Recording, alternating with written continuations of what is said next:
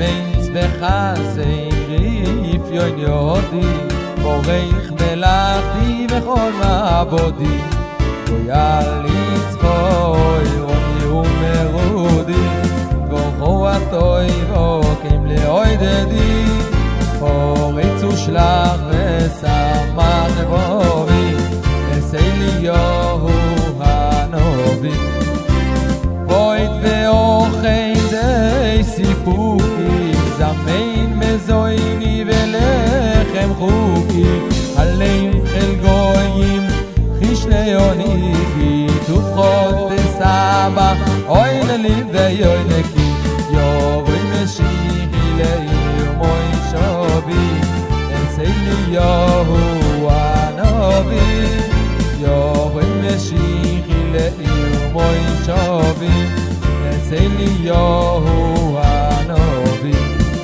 פוינן לעם זו צורת עיר לחבויש לחם לאכול ובגליל בויש וסנאי יחזי ירב וילבויש נבי יעשה עיר וקורב תיר בויש סיסויני יגדל בירוי סביבי אליהו הנובי סיסויני יגדל בירוי סביבי אליהו הנובי אmoinu moyo meheiro sechale Zuschol le'amcho korif tegale Ziyoin temalei meyamele Kriyas melechov ozale Shaken teshakei besoi cham tzvi Es Eliyahu hanavi Shaken teshakei besoi cham tzvi Es Eliyahu hanavi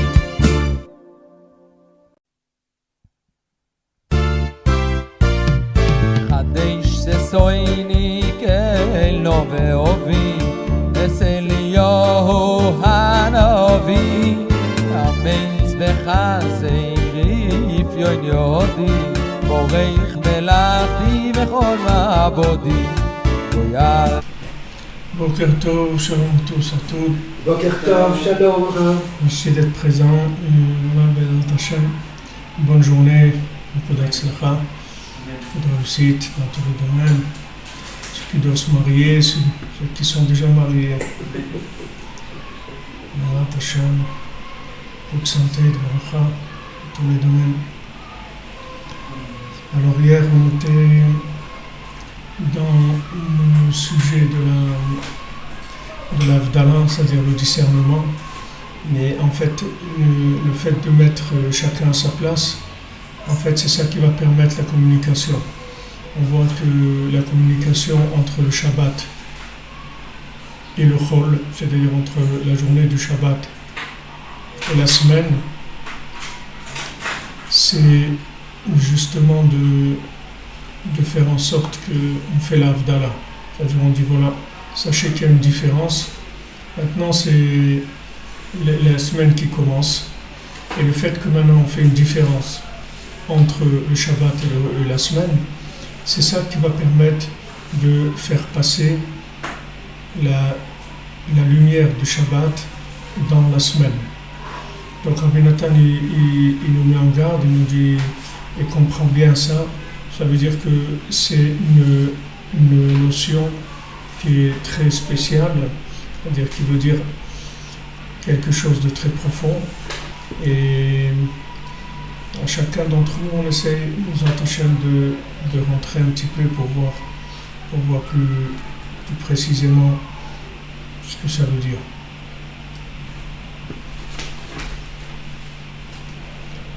Donc,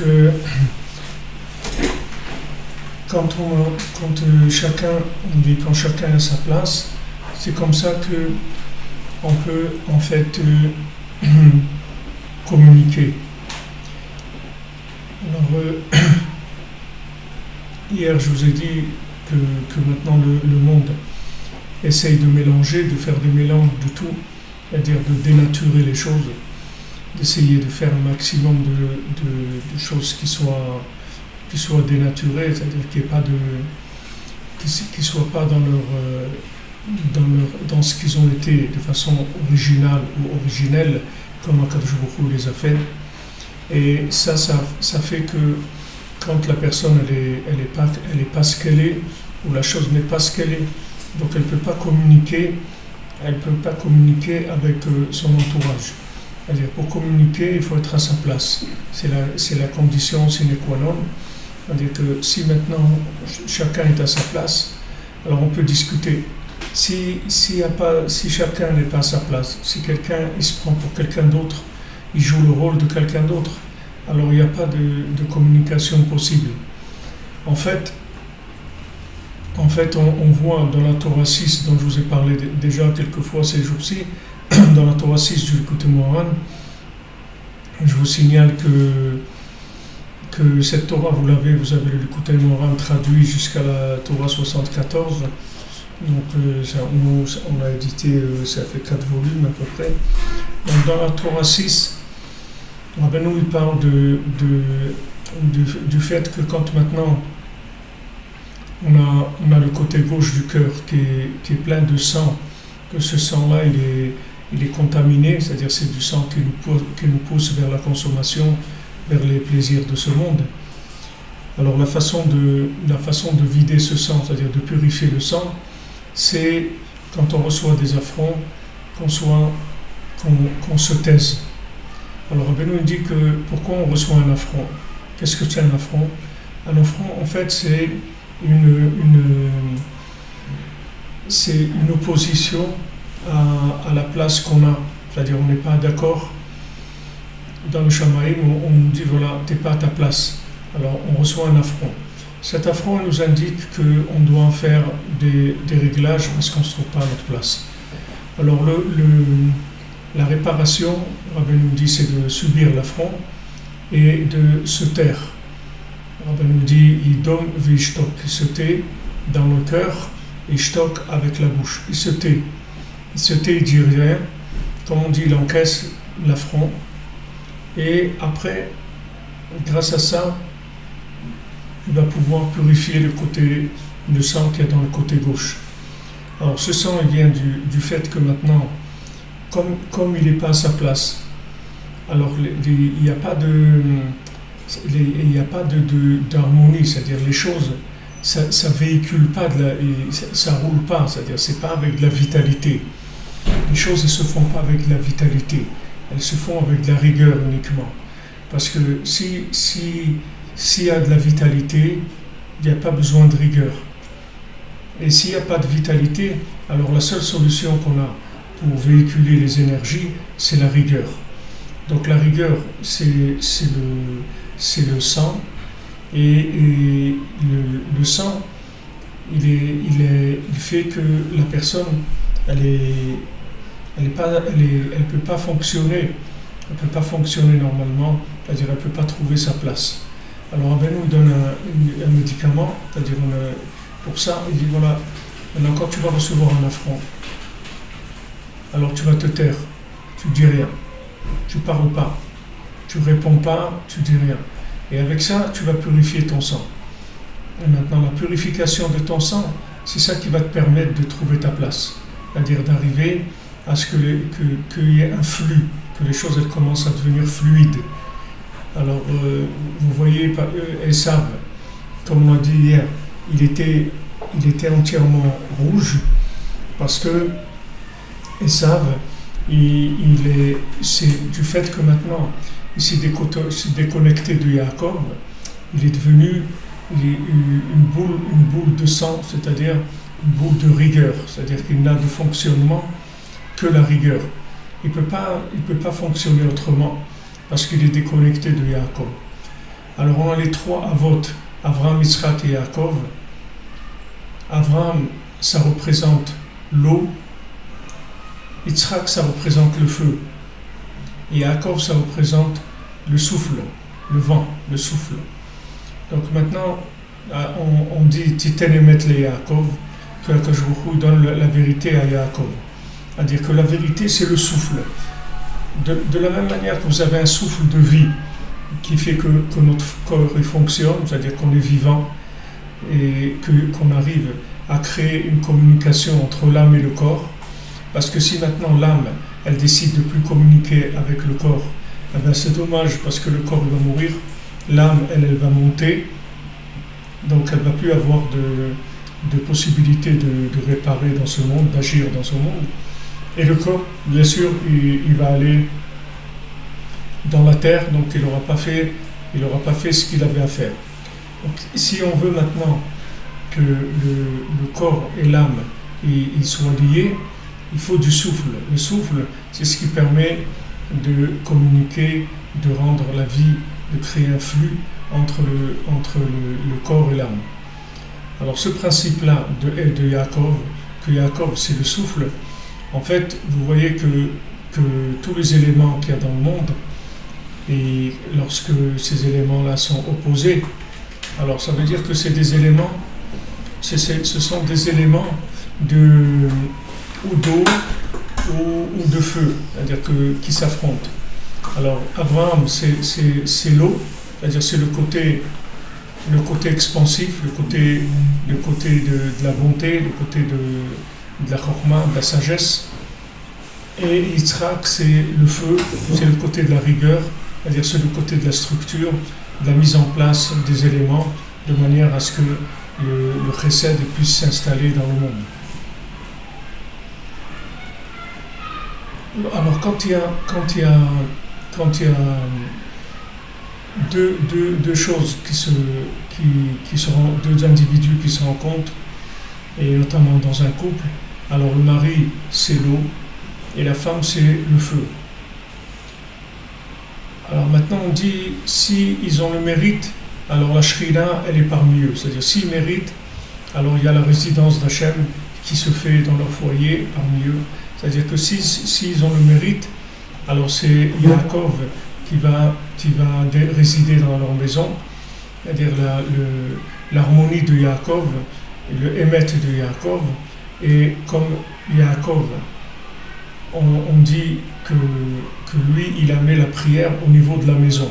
C'est-à-dire que Abraham, il a amené la prière dans Har, c'est-à-dire au niveau de la montagne, c'est-à-dire que pour maintenant arriver à prier Hachem par rapport à Abraham Avinu, il fallait monter très très haut, c'est-à-dire il fallait faire un travail sur soi-même et s'élever à un grand niveau. Yitzhak, il a appelé Sadé, Yitzhak la soir Basadé. Yitzhak il est sorti parler dans le champ. Donc il a mis la prière au niveau du chant, qui est déjà quelque chose qui est plus accessible à l'homme. Mais Yaakov, Karalo Bait, Yaakov il a amené la prière au niveau de la maison. C'est-à-dire qu'il a permis la résidence d'Hachem dans la maison de l'individu. Ça veut dire dans la maison de l'individu, ça veut dire dans l'équilibre. Pour Abraham et Yitzhak, il faut sortir de son cadre habituel pour pouvoir prier. Mais Yaakov, il a amené la prière au niveau de la maison, c'est-à-dire qu'il est arrivé à un équilibre parfait entre l'eau et le feu. Donc quand il y a un équilibre entre l'eau et le feu, ça produit une troisième dimension qui est le flux, le souffle divin. Alors maintenant, dans la parole, comme on a dit hier, la parole, elle est faite d'eau et de feu. Vous voyez que dans la parole, quand vous parlez, c'est en même temps chaud et en même temps humide. C'est-à-dire il y a de l'eau et de feu dans la parole. Donc la parole, c'est elle qui va amener cette troisième dimension, puisque c'est le seul outil qui fonctionne avec les deux. Normalement c'est l'un ou l'autre qui va gagner. Normalement, soit le feu, il fait évaporer l'eau, soit l'eau, elle va éteindre le feu. Mais d'arriver maintenant à ce que les deux ils soient ensemble et qu'il n'y a aucun qui détruise l'autre, ça c'est que la parole qui arrive à faire ça. C'est-à-dire la parole, c'est l'outil de l'harmonie parfaite. Donc on voit que dans le chariot céleste, en haut, l'apparence qu'il y a, c'est l'apparence de Yaakov. C'est-à-dire le visage qu'il y a dans le chariot céleste, c'est le visage de Yaakov. Parce qu'on dit Shufra de Yaakov, la beauté de Yaakov, que Shufra d'Adam Arishon. Il avait la beauté du premier homme. C'est-à-dire Yaakov, en fait, c'est Adam Arishon, mais réparé. Réparé, c'est Yaakov Avinu qui est arrivé justement à ramener les éléments au milieu. Alors que les éléments, à cause de la faute d'Adam Arishon, ils sont partis complètement dans des extrêmes. Puisqu'il n'y avait pas possibilité de communiquer. Il n'y avait pas de possibilité de communiquer puisque la vérité, elle était trop élevée. C'est-à-dire qu'elle demandait aux gens de s'adapter à la vérité. En fait, quand on dit qu'on doit s'adapter à la vérité, ça veut dire qu'on va automatiquement être différent de ce qu'on est. C'est-à-dire qu'on va essayer de coller à quelque chose, mais ce n'est pas nous-mêmes. Maintenant, le but, c'est pas de ressembler à quelque chose. Le but, c'est d'être soi-même et de trouver comment moi, j'ai un rapport avec Hachem, comme je suis, avec toute ma structure de midot, tout ce que je ressens, etc. Que tout ça, ça se connecte avec Hachem. Donc ça, c'est possible que dans l'équilibre. Parce que s'il y a des équilibres, alors c'est pas possible. Maintenant, cet équilibre, pour parler d'équilibre, c'est-à-dire si on veut que l'eau et le feu puissent communiquer sans qu'il y ait un qui détruise l'autre, il faut un équilibre. Dans cet équilibre, il commence par le fait qu'on fait un discernement. C'est-à-dire qu'on dit, voilà, ça c'est Shabbat et ça c'est la semaine. Maintenant on fait Havdalah. On dit, voilà, maintenant le Shabbat c'est terminé et maintenant c'est la semaine qui commence. Alors, quand on fait la distinction, alors à ce moment-là, il y a communication. C'est pour ça que la Gemara dit que s'il n'y a pas de da'at, c'est-à-dire s'il n'y a pas de conscience divine, s'il n'y a pas de souffle divin, de Ruach HaKodesh, Havdalah Minayin, d'où on va faire la distinction. C'est-à-dire la distinction, elle vient de la troisième dimension. C'est-à-dire lorsqu'il y a la troisième dimension, à ce moment on voit qu'est-ce qui est d'un côté et ce qui est de l'autre, dans quelle mesure l'un et l'autre doivent agir. Alors ce point-là, il est extrêmement important puisque Rabbi Nathan dit Haven Me'od, c'est-à-dire comprend beaucoup. Ça veut dire que c'est quelque chose qui est très important et très profond. Mais bon, Hachem, c'est pas difficile. Il n'y a rien de difficile dans la Torah. Il n'y a rien qui est difficile. Quand c'est difficile, c'est que c'est pas simplifié. Il faut simplifier jusqu'à ce que ce soit accessible et facile. Donc maintenant, chacun et chacune, c'est-à-dire le schéma idéal, bien sûr, c'est la maison, c'est-à-dire quand on a un foyer, alors l'homme il représente l'eau et la femme elle représente le feu. L'homme c'est Abraham, la femme c'est Yitzhak. Yitzhak, comme le Khamim nous le disent, Yitzhak il était féminin, il n'était pas masculin. C'est pour ça qu'on a dû lui faire le sacrifice pour que son âme s'en aille, et il a reçu une âme masculine. C'est pour ça que sa femme n'est née que quand il est passé au sacrifice, c'est là où Rivka est née. Rivka est née le jour du sacrifice de Yitzhak. Et en fait, le sacrifice a eu lieu. C'est pas que maintenant l'acte de sacrifier avec le couteau, ça n'a pas été fait, mais Yitzhak, il est mort au moment de la Kedah, c'est-à-dire au moment du sacrifice. Son âme est montée et elle a été changée dans une âme masculine pour adoucir un petit peu sa rigueur. Sinon, sa rigueur, elle était invivable et ça n'a amené que de la destruction dans le monde. Bien qu'elle ait été adoucie, mais pas complètement, puisqu'il a eu quand même Esav qui est né de lui. Que Esav, c'est la rigueur, puisque Esav, il n'a pas d'autre possibilité de fonctionner que par la rigueur.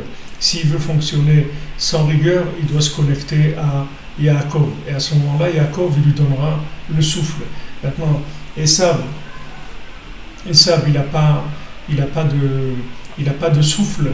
Il fonctionne avec l'intellect et l'application de la rigueur sur ce qui a été compris par l'intellect. C'est comme ça qu'il fonctionne Esav. C'est pour ça que la tête de Esav, elle se trouve à Hebron, à Marat Marpella. Mais il n'y a que sa tête. C'est-à-dire que quand on lui a coupé la tête, sa tête elle a roulé et elle est arrivée jusqu'à Hebron. Donc à Hebron, là où il y a les Avot, là où il y a Abraham, Yitzhak et Yaakov, il y a aussi Esav, mais sa tête seulement. Il n'y a pas le reste. Pourquoi ? Parce que Esav, il n'a que la tête. comme la Gemara dit, Chokhma bagoyim ta'amin, c'est-à-dire de la connaissance, de la connaissance dans les nations. Alors tu dois avoir la émouna, tu dois avoir confiance que ça existe, la connaissance. La connaissance dans les nations, ça existe, mais la vie, ça n'existe pas. La vie, c'est-à-dire que maintenant, comment on communique avec tout ce qui nous entoure, comment on vit en harmonie avec tout ce qui nous entoure, en communiquant, en nous enrichissant de chaque élément, ça n'existe pas. Ça n'existe pas parce que c'est tout dans la tête. Donc chez Esav, c'est tout dans la tête, et il fonctionne tête, système nerveux, application et vécu de ce qu'on a dans la tête. Donc j'ai des idées, je les applique et je vis avec ça. Donc bien sûr ça va être très difficile pour lui de faire le shalom, puisqu'il va difficilement laisser ses idées de côté, puisque sa vie c'est avec ses idées. Mais l'homme Israël, il n'a pas de problème de jeter ses idées, de jeter sa vérité pour aller vers le shalom, parce qu'il ne vit pas avec l'intellect, il vit avec la connexion. Donc il n'y a aucun problème de jeter sa vérité pour se connecter. Au contraire, dès qu'il y a une possibilité de se connecter, on sera d'accord de jeter notre vérité. On n'a pas un problème avec ça. Parce que pour nous, la connexion, elle est au-dessus de tout. C'est-à-dire que maintenant, la connexion, c'est la vie. C'est-à-dire, se connecter, c'est vivre. C'est être vivant. C'est-à-dire échanger, pouvoir échanger. Cet échange-là, il est au-dessus de tout. Donc on est prêt à faire fi de notre vérité comprise pour aller vers une vérité vécue. On est capable de faire ça. On n'a pas de problème. On peut faire une chose pareille. Alors maintenant ça vient du fait que chacun est à sa place. On respecte chacun à sa place. On dénigre personne. On ne fait pas de système pyramidal. On ne dit pas toi tu es en haut, toi tu es en bas. Il n'y a personne qui est en haut et personne qui est en bas. On est tous uniques. Donc on ne peut pas parler de en haut et d'en bas. On ne peut pas dire qu'un papillon il est au-dessus d'un éléphant ou qu'une girafe est au-dessus d'une banane. Ça n'a rien à voir. Il n'y a pas de que ce sont des choses différentes. Alors chaque individu, il est spécial. Il a une âme, c'est-à-dire qu'il a un aspect de la divinité qui lui est unique. Alors maintenant, ça, il faut qu'il arrive, il arrive à le sortir, à le faire vivre. Et il ne pourra le faire vivre que quand il va communiquer avec les autres. Mais communiquer, ça ne veut pas dire devenir l'autre. Communiquer, ça veut dire on échange. On échange. C'est-à-dire que je vais te donner ce qui est mon âme, et toi, tu vas me donner ce qui est la tienne. C'est-à-dire on va échanger. Au niveau des âmes, on va échanger. Et à ce moment-là, on va s'enrichir. À ce moment-là, on va s'enrichir. On va s'enrichir avec une personne, 2, 3, 10, tous les gens avec qui on aurait été en contact. C'est pour ça que au niveau de Moshe Rabbeinu, vous voyez que le Moshe Rabbeinu, en fait, le tzaddik, il a 600 000 âmes, c'est-à-dire il a toutes les âmes du monde qui sont en lui, en fait. Et pourquoi il s'appelle le tzaddik? Parce que il communique avec le monde, c'est tout, c'est pour ça qu'il s'appelle tzaddik. Le tzaddik, ça veut dire que, qu'est-ce que c'est le tzaddik? C'est man denatir brit, c'est celui qui garde l'alliance, d'accord? Qu'est-ce que c'est garder l'alliance? C'est être capable de parler avec Paro, être capable de parler avec les enfants des servantes, être capable de parler avec son père, avec Yaakov, avec Yehuda, avec Reuven, avec tout le monde. C'est-à-dire que le tzaddik, il communique avec tout le monde. C'est ça qui fait qu'il est le tzaddik. Alors sa réparation de l'alliance, elle lui donne accès à la communication avec tout le monde.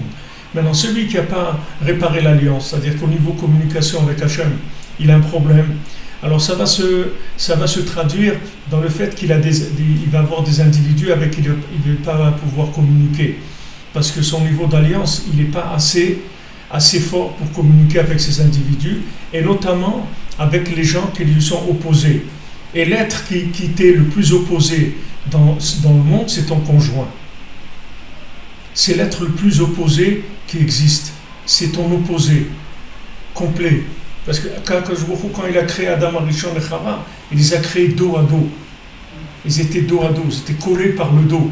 Et Hachem, après, il a coupé et il les a ramenés face à face. En fait, tout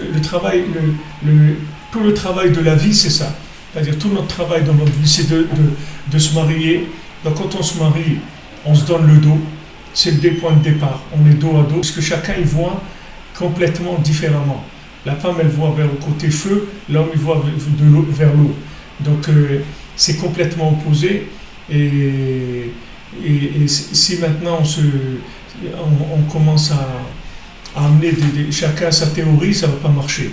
Donc déjà, on sait que pour commencer, on va jeter notre vérité par terre. C'est pas parce que notre vérité, elle n'est pas vraie, elle est très vraie, elle est justement trop vraie, donc il n'y a pas de place pour l'autre. Donc je jette ma vérité par terre, c'est-à-dire je vais baisser mon niveau d'intensité de ma vérité, de manière à ce que laisser la vérité de l'autre pouvoir être en rapport avec la mienne. Et à ce moment-là, on commence à construire le foyer. Et à chaque fois qu'on va s'ajuster pour arriver à un équilibre, on va en fait se tourner petit à petit pour être face à face. Et quand on arrive à être complètement face à face, alors ça s'appelle le Yichud Gamur, c'est-à-dire c'est l'union totale entre la vérité qui était antérieure au monde et la vérité qui est venue après la création du monde. L'homme, c'est la vérité d'avant la création, la femme, c'est la vérité d'après la création. Et on ne peut pas dire « moi j'ai raison » ou « toi tu as raison ». Tous les deux, ils ont raison. Seulement, il faut amener les choses de façon graduelle et que ça soit toujours dans le shalom. Donc chaque fois qu'il y a un problème de shalom, ça veut dire qu'il y en a un qui prend le dessus, c'est-à-dire il y a soit trop d'eau, soit trop de feu. Donc il faut reculer pour retrouver l'équilibre. Et c'est un travail de tous les jours, tout le temps. Ça va être un travail tout le temps, c'est-à-dire dans un couple, c'est un travail permanent. C'est pas que le premier mois ou la première année ou les 5 premières années, c'est toute la vie comme ça. C'est-à-dire qu'il y a une adaptation permanente parce que c'est le centre de la vie, c'est ça qui s'appelle la vie. Et chaque fois qu'on retrouve le shalom, alors il y a le souffle divin, c'est-à-dire qu'il y a la shrina qui descend, c'est-à-dire c'est la vie, la présence divine qui est dans le couple. Sinon, chacun il vit sa vie. Il y a beaucoup de gens qui ont vu que c'est difficile et qui en ont marre de se disputer, alors ils vivent chacun leur vie de leur côté, avec du voisinage, de l'amitié, pas de problème, mais c'est pas du nichoud, il n'y a pas de communication. Il faut communiquer, quitte à avoir des moments difficiles, mais c'est pas grave ces moments difficiles. On les gère, on arrive à en sortir par le fait qu'on met de côté un petit peu notre vérité, chacun, et on recherche un niveau d'équilibre, de shalom, et ensuite on avance. Alors, maintenant le principe donc de l'Havdalah, ça veut dire que chacun est à sa place. Alors, je vous ai dit hier, tout le système de Esav, pour fonctionner, comme lui, il est handicapé, c'est-à-dire Esav, c'est un handicapé puisqu'il n'a pas de cœur, il vit pas, c'est-à-dire il vit que par d'application, par la rigueur. Donc la rigueur, c'est pas la vie.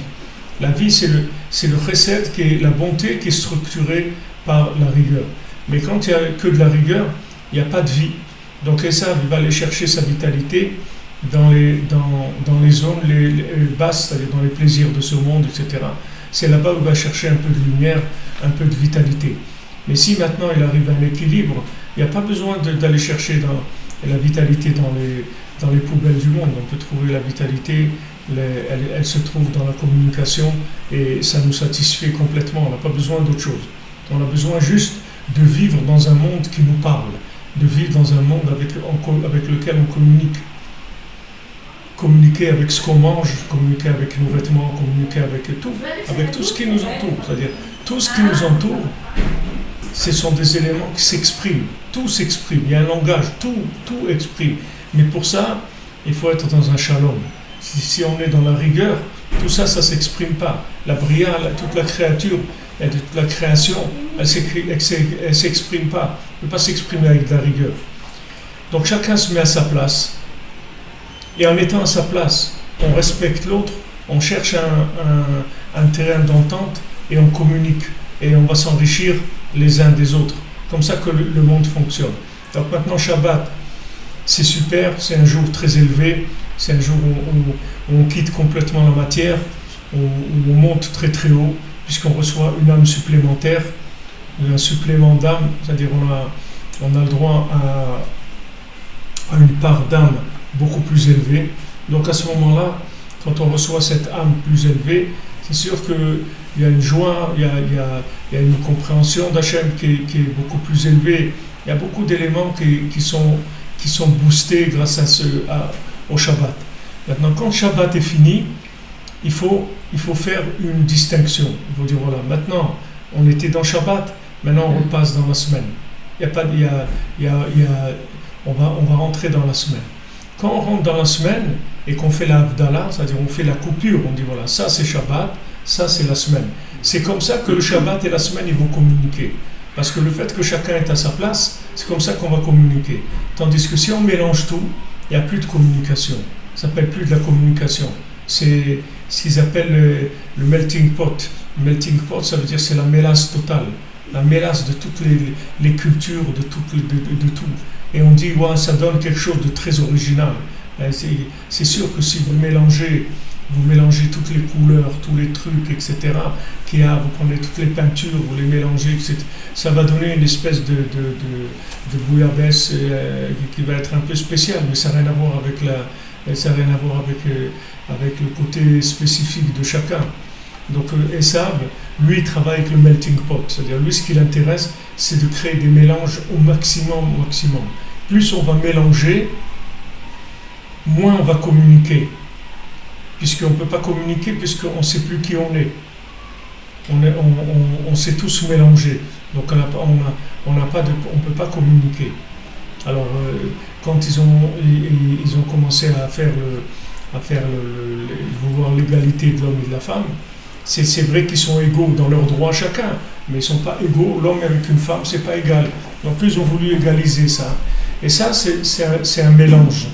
C'est un mélange, c'est-à-dire qui va entraîner après la destruction en fait du foyer. Ça a commencé par l'égalité, soi-disant, et cette égalité, au début, ça avait l'air sympathique, c'est quelque chose qui est sympa.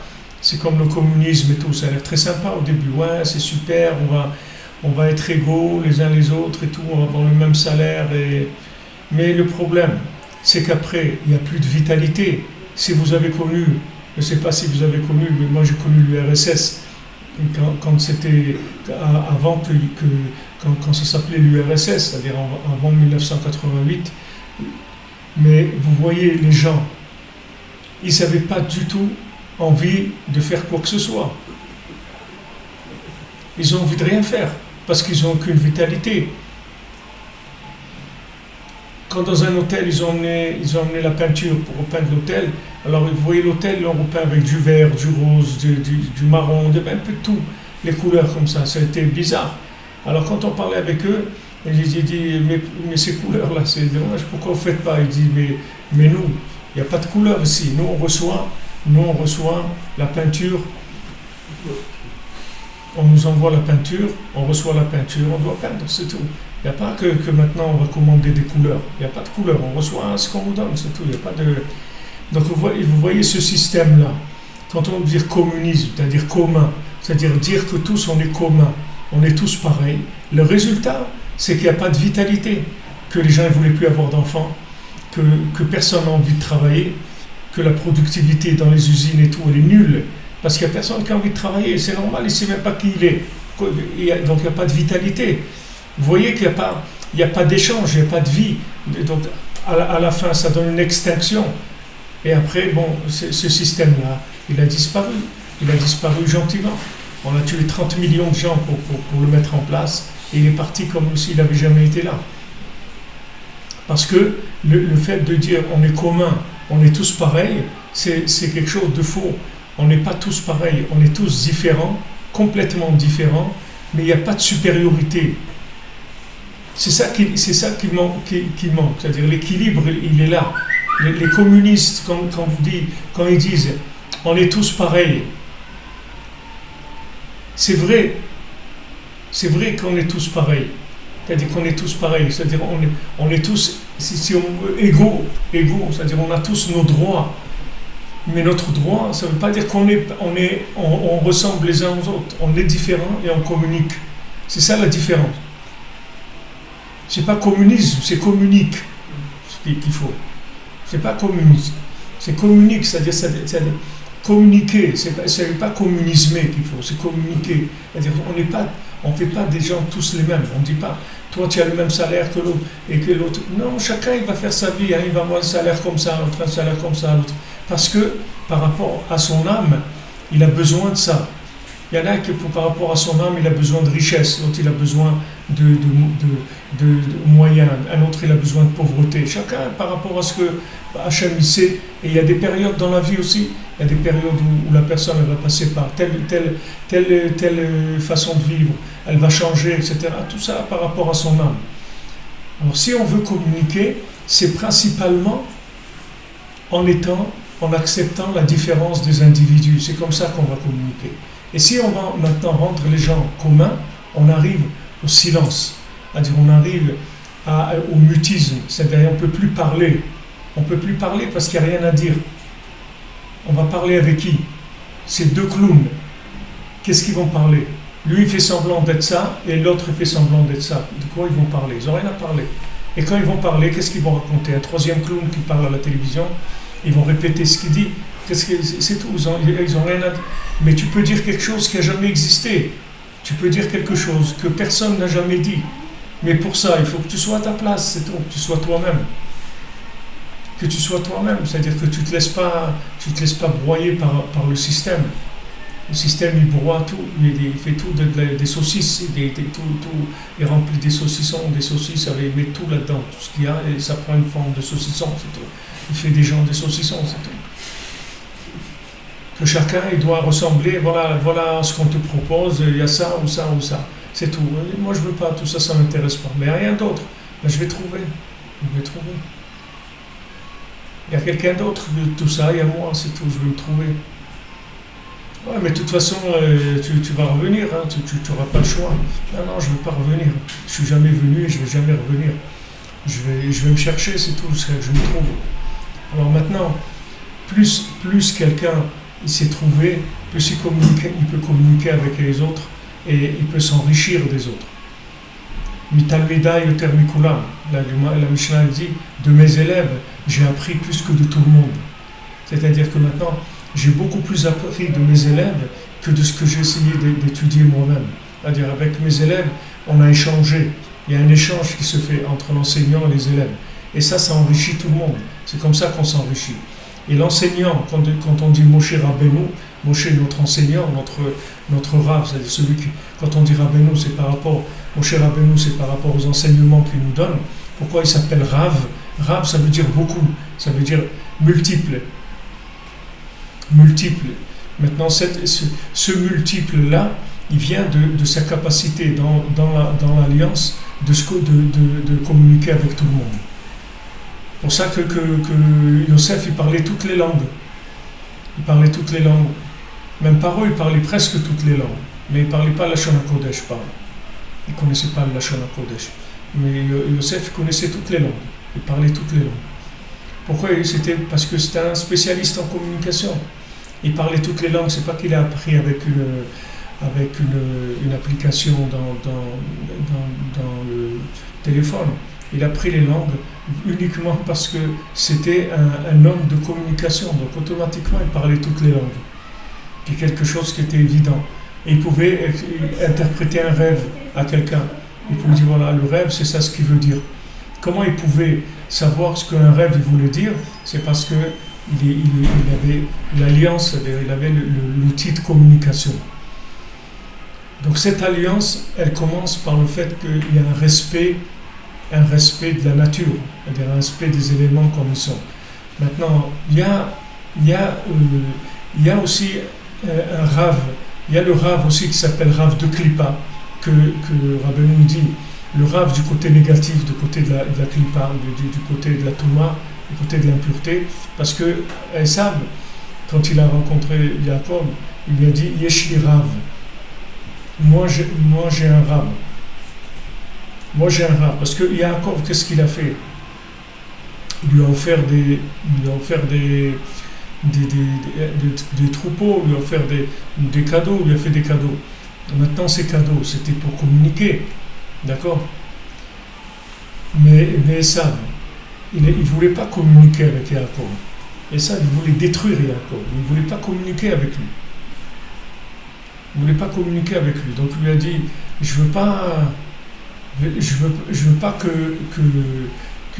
crois pas que je cherche un rave, c'est-à-dire ne crois pas que je communique avec toi, que je cherche un maître.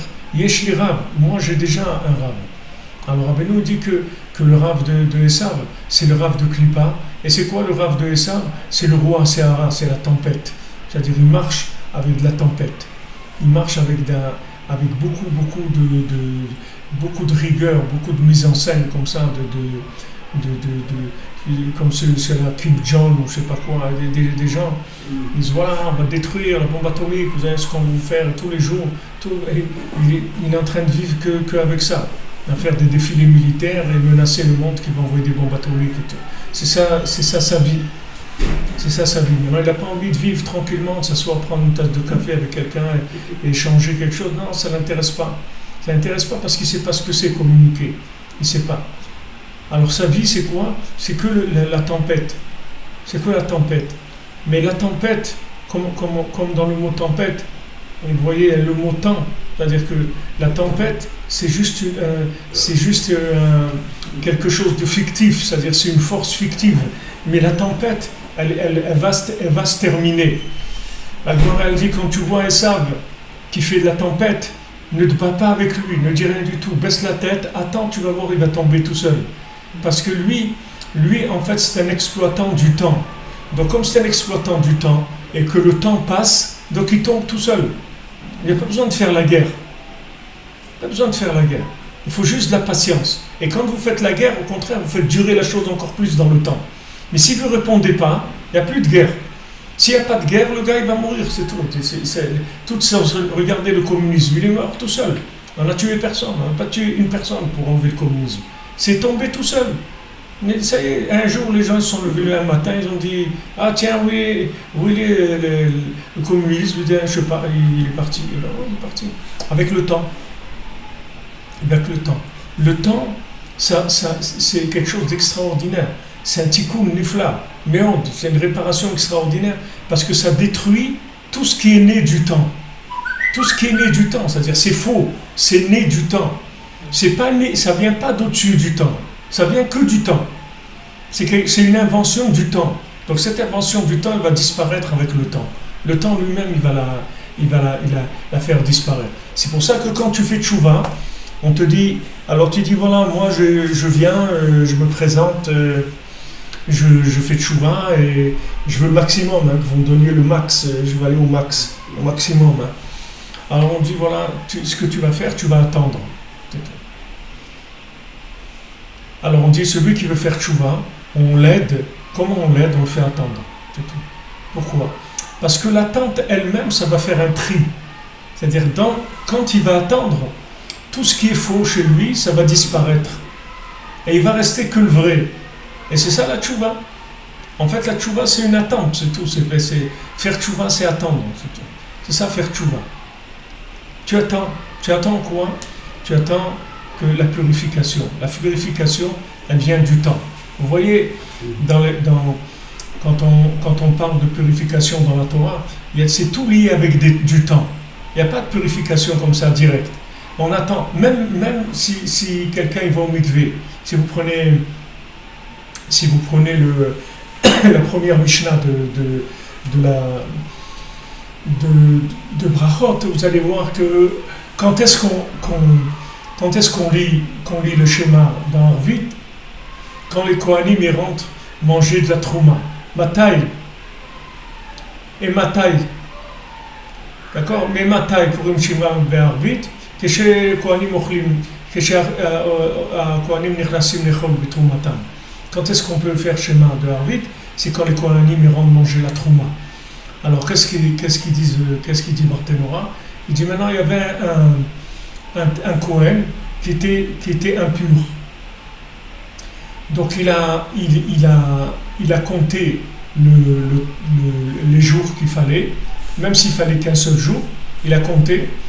Et donc avant il ne pouvait pas manger la trouma parce que c'est quelque chose de pur, donc lui il est impur, il ne peut pas manger. Donc qu'est-ce qu'il fait? Il passe le temps qu'il doit passer. Le matin, il amène un korban, il amène un sacrifice, il se trempe au mikvé, et après qu'est-ce qu'il fait? Il attend. Quand maintenant le soleil se couche, c'est là où il devient pur. C'est-à-dire que bien qu'il ait fait tout ce qu'il y avait à faire le matin, les actes qu'il devait faire, il les a fait. Maintenant, il n'y a rien à faire, juste à attendre, c'est tout. Donc il attend le soir, et quand maintenant le soleil se couche, alors il est pur. Biat shimsho metaharato. Son coucher de soleil, c'est ça qui va le purifier. C'est-à-dire quand maintenant la journée va passer, la nuit va arriver, c'est à ce moment-là, il va se purifier. Alors maintenant, la Mishnah te dit, regarde, comment tu veux arriver au schéma de Harvit, c'est-à-dire comment tu vas arriver au Yichud avec Hachem, dans Harvit, c'est-à-dire dans la Emouna Trabalelot. Comment tu vas arriver à Shema Israël, Hachem Elokeinu Hachem Echad, dans la Emouna totale, c'est-à-dire complètement dans la Emouna, pas dans la logique, que dans la Emouna. Alors tu regardes le Kohen. Qu'est-ce qu'il fait le Kohen? Il fait ce qu'il a à faire et il attend. Il attend. Maintenant, cette attente-là, elle va le purifier. Donc ça c'est la Mishnah, c'est quand même la première Mishnah de tous les six traités de la Mishnah. Donc elle vient t'enseigner, comme toutes les Mishnayot d'ailleurs, elle vient t'enseigner des choses qui sont extrêmement élevées. Elle vient te donner, elle va te dire tu vas commencer avec la Emouna, tu veux maintenant la Emouna dans Hachem, tu vas arriver à être uni avec Hachem, sache attendre. Malgré que tu fais ce qu'il y a à faire, sache attendre. Parce que l'attente, elle est indispensable à la purification. Il faut savoir attendre. Dans tout. Par rapport à nous-mêmes, il faut de la patience. Par rapport aux autres, encore plus, il faut de la patience. C'est tout. Quelqu'un, il n'a pas compris, il va comprendre. Quelqu'un, il ne fait pas, il va faire. Ça va venir. Il faut beaucoup de patience. Énormément de patience. Parce que le facteur temps, c'est un facteur purificateur de par lui-même. C'est-à-dire que le temps, c'est une vérité en soi. C'est-à-dire que le temps, il fait le tri dans les éléments. Parce que les éléments qui sont nés d'un conditionnement logique, ils font partie du temps. Donc maintenant, dès que le temps va commencer à dépasser le jour de la naissance de cette chose-là, elle va disparaître, cette chose-là. Donc la Gemara, elle te dit, regarde, tu vas voir Esav, il fait beaucoup de pirouettes, de trucs. T'inquiète pas, tu vas voir qu'à un moment, Esav il va partir. T'inquiète pas. Ne rentre pas en guerre avec lui, ne fais pas la guerre avec lui. Ça vaut pas la peine parce que tu vas faire qu'entraîner que ça va durer plus longtemps. Tu fais pas la guerre, tu le laisses et tu vas voir que automatiquement il va disparaître. Donc ce principe-là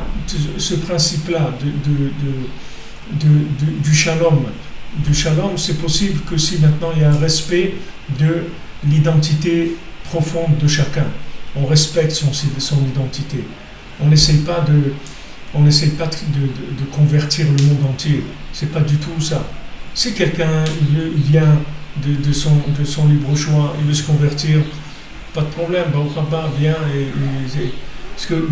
mais faire de la conversion avec de la force, avec de la violence et tout, ça même, ça montre que c'est une vérité du temps, et cette vérité, elle disparaîtra, c'est tout. Il suffit d'attendre un petit peu, vous verrez que ça disparaîtra complètement, parce que c'est né du temps. D'où ça prouve que c'est né du temps? C'est parce qu'il y a de l'agressivité. Il y a de l'agressivité, il y a de la violence. Et nous, c'est la même chose. C'est-à-dire que maintenant, dans un couple, ce qui fait les difficultés de shalom, c'est qu'en fait, dans chacun, il y a des vérités qui lui sont essentielles, qui viennent de lui, et il y a des vérités qui ne viennent pas de lui, qui sont des poubelles qu'il a ramassées dans les journaux, la télé, l'école, les copains, n'importe quoi, la famille, n'importe quoi. tout ce qu'il a pu ramasser comme élément extérieur et qu'il a essayé de coller à ces choses-là parce qu'il n'a pas eu encore l'ouverture pour se trouver lui-même. Maintenant, quand il se marie, il va se trouver, puisque Adam Arishon, quand Hachem lui a donné Chava, il lui a dit à Paham, maintenant, Etzem mi'atzamai, c'est l'essence de mon essence. C'est-à-dire que l'épouse de quelqu'un, c'est l'essence de son essence. C'est pas lui, avec tout ce qu'il a pu amalgamer comme clownerie, comme masque, comme déguisement. Avec le mariage, tout le déguisement, ils vont partir. La personne, elle va être elle-même. Comme on dit, qui est-ce qui connaît un homme? C'est que sa femme, Akadosh Baruch Hu, sa femme. C'est les seuls qui le connaissent, vraiment. Parce que c'est sa véritable nature, ce qu'il est, son identité. Donc le mariage, il va aider énormément à se débarrasser de tous ces mensonges-là. Tout ce qu'on a pu glaner comme idée, comme façon d'être, de parler, de tous les genres, des trucs, etc. Tout ce qu'on a pu ramasser pour se construire. Mais en fait, c'est pas nous. C'est pas nous. Et ça ne donne pas de la vitalité. Ça ne donne aucune vitalité. On ne peut vivre que si on est nous-mêmes. Comme il a dit Rabbi Akiva, quelqu'un lui a dit mais pourquoi tu as besoin d'étudier la Torah, etc. Alors on lui a dit, c'est comme si tu prends un poisson et tu le sors de l'eau, c'est tout. Tu lui dis, viens, sors de l'eau, viens te promener. Lui va faire une promenade dans la forêt, etc. Le poisson lui dit, je peux pas. L'autre lui dit, mais attends, mais tu es ringard, toi, tes trucs, tu veux pas un petit peu profiter, mais viens te promener. Il dit, mais tu comprends pas que je peux pas sortir de l'eau. Si je sors de l'eau, je meurs, je peux pas sortir de l'eau. Tout ce que tu veux, mais sous l'eau, c'est pas sous l'eau, je peux pas vivre, impossible. Donc chacun il a sa véritable identité, qui est sa vitalité. Maintenant le monde il essaie de ratiboiser, d'essayer de faire des gens qui soient tous les mêmes, de manière à ce qu'ils puissent les exploiter, puisqu'une fois que tu les as rendus, parce qu'après tu les rends fous. Quand quelqu'un tu le fais vivre différemment, il devient fou tout simplement, puisque c'est pas lui. Donc tu lui fais perdre la tête, comme on dit, il a perdu la boussole, donc il a perdu le nord, et il ne sait pas où il va. Alors après tu lui dis, viens, tu ne sais pas où tu vas, viens, voilà, je te donne une maison, je te donne un HLM, je te donne un truc, tu vas bosser, tu vas faire ça, ça va, tu es content? Il dit, ben ouais, je préfère ça que de crever. Donc, et il ne sait pas que c'est l'autre qui l'a mis là-dedans, lui il croit que l'autre il est venu pour l'aider, il ne sait pas que c'est lui c'est pas que lui qui a fabriqué le système pour qu'il en arrive à venir chez lui, à lui demander qu'il lui donne un travail, un truc, etc. Tout ce qu'il va lui fournir, qui sont le résultat de l'esclavage, où il l'a amené par le fait qu'il a déstabilisé d'abord dans ses repères.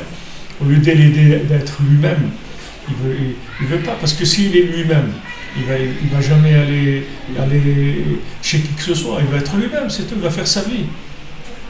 Mais le seul qui peut nous donner ça, c'est que celui qui est dans le Shabbat total, c'est-à-dire c'est que le tzaddik qui peut nous donner ça. C'est que Rabbi Nachman qui peut te donner ton identité. Il n'y a personne au monde qui peut te dire qui tu es. Tu peux tourner en rond, tu peux faire le tour de la planète. Personne ne te dira qui tu es. Personne. Parce que personne ne peut savoir qui tu es. Pour savoir qui tu es, il faut avoir une vision des choses qui est complètement déconnectée de la rigueur de ce monde. Il faut être dans la miséricorde totale pour savoir de donner à quelqu'un sa place. Donc le tzaddik qui donne à chacun il donne sa place. Alors Rabbeinu dans le Shabbat Nachamu, avant que Rabbeinu quitte ce monde, alors le mois de Tammuz avant, c'était 3 mois avant que Rabbeinu quitte ce monde. Alors quand les élèves ils sont venus, il leur a dit pourquoi vous venez chez moi, je sais rien du tout. Je sais rien du tout. Et il leur a dit je peux vous jurer sur Shabbat Kodesh que je sais rien du tout.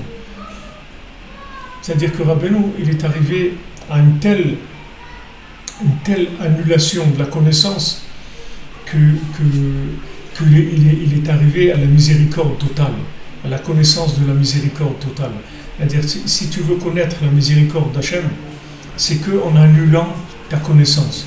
Parce que tout ce qui est connaissance, ça, c'est de la rigueur. Tout ce qui va être connaissance, ça va être que de la rigueur. Tu veux maintenant arriver à connaître la miséricorde d'Hachem, il faut que tu arrives à un niveau d'ignorance totale, mais pas de l'ignorance que tu ne sais pas, c'est que tu as été au bout de la connaissance et tu es arrivé à te rendre compte que tu ne sais rien. Donc Rabbeinu, il a dit à ses élèves, regardez maintenant, je peux jurer sur Shabbat, c'est-à-dire que je suis entièrement dans l'ignorance totale de la logique, c'est-à-dire que j'ai dépassé complètement la faute d'Adam Arishon, et maintenant je peux amener dans le monde la miséricorde totale. Donc c'est pour ça qu'il a dit j'ai terminé, et je vais terminer, j'ai gagné, je vais gagner, parce qu'il a terminé. Du moment où il est arrivé à ce degré-là de soumission totale de la logique, alors il est arrivé à la découverte de la miséricorde totale. Et une fois que la miséricorde totale, c'est fini, le monde il est réparé. Maintenant, ce qui empêche à ces éléments de se mettre en place, c'est la résistance des individus avec leur logique, avec leur compréhension. Et si les gens ils appliquent les conseils, tout simplement, Ouman, Idgodedut, Halacha, Tikkun HaKlali, Tikkun Chatzot, toutes les choses que Rabbeinu donne, s'il fait ça, il va voir que ça va nettoyer complètement sa logique. Il va arriver à vivre en communication, il va complètement laisser l'arbre de la connaissance du bien et du mal pour aller vers l'arbre de vie. Donc Rabbi Nathan il dit ici, Vezeu Prinat Penyer Sou Lachem Lirot. Au moment de Matan Torah, Akadosh Baruch Hu, il a dit à Moshe Rabbeinu, fais attention qu'il n'essaye pas de dépasser la barrière pour monter vers la montagne pour aller voir. Fais attention qu'ils ne dépassent pas leur niveau pour aller voir.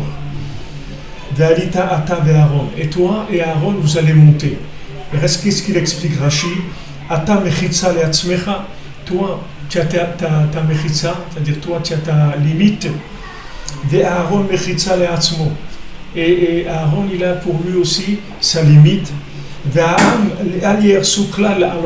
Et que le peuple n'essaye pas du tout de casser les barrières pour monter. Donc il dit, Moshe et Aaron, vous montez, mais vous deux aussi, chacun dans sa limite, dans ses cloisons à lui, dans ce qu'il est, pas essayer d'aller au-delà de ce qu'il est. Haïnou Kanal, comme on a dit, Ki bevadai yefshar lekarev lemechitzat asagat atzadik. Parce que c'est possible, c'est sûr que personne ne peut s'approcher de la compréhension du tzaddik, ce que le tzaddik comprend, il n'y a personne qui peut comprendre ça. Et c'est impossible de comprendre et d'atteindre le niveau de conception d'Hachem que le tzaddik il a. C'est pour ça qu'on ne peut pas du tout commencer à avoir des pensées, des remises en question sur ce que le tzaddik il dit. On ne peut pas remettre en question ça.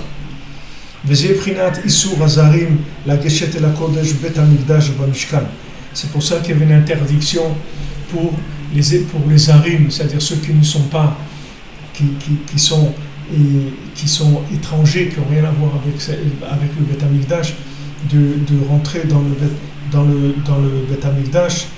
Et dans le Mishkan, c'est pas n'importe qui peut rentrer, c'est des endroits qui sont saints. Donc il y a des gens qui ont le droit d'accès, des gens qui n'ont pas le droit d'accès. Qui Ikar Akdusha ou Emet Kamal. Parce que Ikar de la sainteté, c'est la vérité dont on a parlé. Maintenant, dans tout endroit où il y a plus de présence divine, il y a plus de sainteté. C'est pas tout le monde qui peut se rapprocher. Ok, tu veux faire des choses, tu veux, mais d'abord regarde qui tu es. Selon ce que tu es, tu vas avoir tes doses. Voilà la dose, voilà la distance que tu dois garder, voilà combien tu peux te rapprocher. La Geshet et Gdushat Haemet Azeh, il y a une sainteté, cette vérité c'est une sainteté. Tu ne peux pas te rapprocher à une vérité qui dépasse ton niveau. Qui est Etzem Haemet Shoatzagat Amitato Ibara. Parce que l'essence même de la vérité, qui est en fait la compréhension de la vérité d'Hachem, on ne peut pas comprendre. On ne peut pas comprendre la vérité d'Hachem lui-même. Mais seulement, chacun doit se tenir à sa place, dans ses limites à lui. C'est-à-dire, selon son niveau, il doit être vrai par rapport à son niveau. par rapport à son niveau. Comme il dit le Chafetz Chaim, il dit ne fais pas ce qui est dégoûtant pour toi. Ça ne fait pas. Et il y a beaucoup d'halachot, je vous ai dit déjà, Rav Gershon à la yeshiva, à la Shalom, il y avait la cabine téléphonique qui était cassée en dehors de la yeshiva, la cabine publique, et donc on pouvait téléphoner gratuitement. Alors on lui a demandé à Rav Gershon, est-ce qu'on a le droit, d'après la halakha, de téléphoner gratuitement? Alors il a dit oui, d'après la halakha, tu as le droit, parce que si eux ils le savent, c'est-à-dire eux ils savent que cette cabine elle est cassée, et s'ils veulent, ils peuvent venir l'arranger. S'ils ne l'arrangent pas, c'est leur problème. Donc toi tu peux l'utiliser. Mais si ça te dérange de faire ça, tu n'as pas le droit. Tu n'as pas le droit. Maintenant, si par exemple il y a à manger devant toi, une nourriture qui te dégoûte, tu n'as pas le droit de la manger. C'est pire que de manger quelque chose d'interdit. De manger quelque chose qui te dégoûte, c'est pire que si tu manges quelque chose qui est interdit. Parce que quelque chose peut être interdit par la halakha et ça ne te dégoûte pas. Parce que malheureusement, tu es là où tu es. Mais si quelque chose déjà ça te dégoûte, ça veut dire que ton âme, elle repousse la chose, te dit ça, c'est pas pour moi, je veux pas ça, du tout, du tout. Et toi, tu n'as pas le droit de forcer. Tu n'as pas le droit de forcer, c'est ta méritza, c'est tes limites à toi. À l'autre, tu vas voir qu'il va kiffer, il va manger ça, il va dire c'est super et tout. Et toi, tu peux pas. Toi, tu peux pas, c'est quelque chose, tu peux pas. Ça. Et ça, tu dois te respecter parce que c'est ton identité. Tu peux pas t'amuser avec ça. Ça, c'est pire que la halakha. C'est-à-dire, c'est pire que le issou. C'est pire de manger quelque chose qui te dégoûte, c'est pire que quelque chose d'interdit encore. Parce que c'est l'interdit de ton âme, c'est-à-dire c'est un interdit spécifique, tandis que la halakha c'est général. Là c'est spécifique, c'est-à-dire ton âme elle te dit halte, je veux pas ça. Et ça c'est dans tout ce qu'il y a dans la vie, c'est la même chose. Donc quelqu'un, il doit être à sa place, c'est sa vérité. Et c'est là où justement il va briller, il va avoir toute sa splendeur, toute sa beauté, elle va venir de sa place. Qui ikara emet shelo, parce que le ikar de sa vérité, les val yaharos la geshet lema sheno raoui, qui fasse attention de ne pas rentrer de ce qui n'est pas apte si c'est pas pour lui. Fais attention de ne pas avancer dans ce qui n'est pas pour toi. Alors on crée des systèmes, des trucs, ils veulent faire étudier les gens beaucoup, ils veulent des trucs. Fais attention, regarde qui tu es. Mets-toi à ta place, c'est tout. Regarde, comme je vous dis, les repères, c'est la joie. Parce que la joie, ça veut dire que la vitalité, elle passe dans le circuit. S'il n'y a pas de joie, ça veut dire qu'il n'y a pas de vitalité dans le circuit, ça veut dire que tu travailles hors connexion, ça veut dire que c'est mort. C'est mort. Il faut de la joie, c'est le signe de la vitalité. Ça veut dire tant qu'il y a de la joie, ça veut dire qu'il y a de la vie. Quand il y a de la joie, il y a de la vie. Regardez un petit enfant, un petit bébé, comment vous pouvez le faire rire, comment il peut rire. Quelle joie, quel sourire comme ça. Combien de gens qui sourient aujourd'hui, qui rigolent? Les gens ne rigolent pas parce qu'ils les ont rendus des esclaves. Ils les ont complètement déphasés par rapport à ce qu'ils sont. Quelle joie ils vont avoir? La joie, c'est de la vitalité. Les gens ils leur ont fait croire que la vitalité, c'est d'aller acheter du Nutella à 1,50 € au lieu de 3,50 €. Voilà la vie. Tu te disputes au supermarché, tu vas prendre 20 Nutella, 30 Nutella, wow, tu as économisé 60 €. Wow, voilà. Ils sont contents de voir ça. Ils sont contents de voir ça. À quel point l'individu, où ils l'ont amené. À quoi ils l'ont amené. Et ça, ils sont contents, les gens. Ne parlons pas de tout le reste, des trucs des homosexuels, de tout ce qui peut y avoir dans le monde, qui est déphasé complètement. Tout ça, ça vient du fait que les gens ils sont paumés, ils ne savent plus où ils sont, parce qu'on a tout mélangé, c'est un melting pot général. Et là, chacun, il ne sait pas qui il est, Bichlal. Qui va moufla mimcha al tidrosh, parce que ce qui est au-dessus de toi ne va pas chercher là-bas. Cherche dans ce que Hashem, là où tu es, cherche dans ce que tu es, et avec ça, tu vas arriver à tout. Là où tu es, tu vas arriver à la connexion. Que la connexion, c'est ça, tout. Tout, c'est la connexion.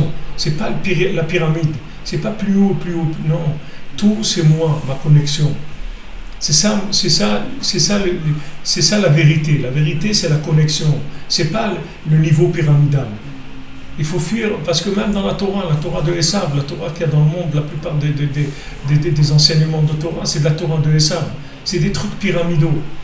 C'est-à-dire qu'on met l'échelon, on dit voilà, celui-là il est en haut, l'autre un peu plus bas, l'autre un peu plus bas, et voilà, celui qui va travailler toute la journée, c'est comme un serf, on les appelait les serfs, oui. C'est-à-dire c'est des pauvres types, c'est de la chair à canon, c'est des pauvres types parce qu'ils travaillent.